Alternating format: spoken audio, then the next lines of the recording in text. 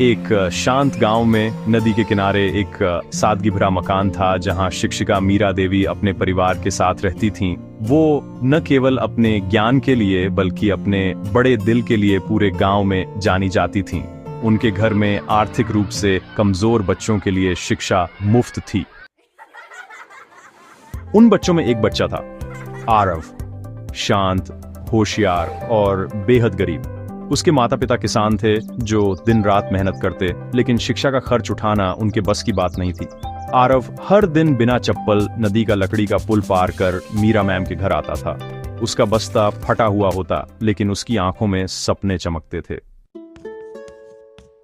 Meera ma'am ने उसे न केवल पढ़ाया बल्कि खाना, किताबें और आत्मविश्वास भी दिया।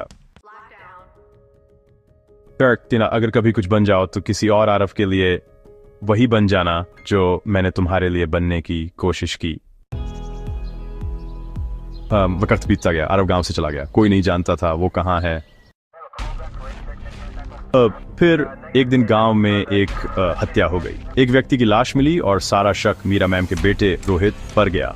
सबूत उसके खिलाफ थे, चाकू पर उसकी उंगलियों के निशान, मृतक से एक दिन पहले झगड़ा और घटनास्थल के पास उसका देखा जाना। पुलिस ने केस जल्दी से बंद कर दिया। रोहित को जेल में डाल दिया गया। मीरा देवी की दुनिया उजड़ गई।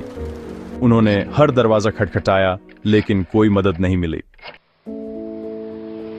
पर तभी एक दिन गांव की मिट्टी भरी सड़क पर एक सफेद कार आकर रुकी। उसमें से उतरे एक तेजस्वी अफसर, IAS आरव शर्मा।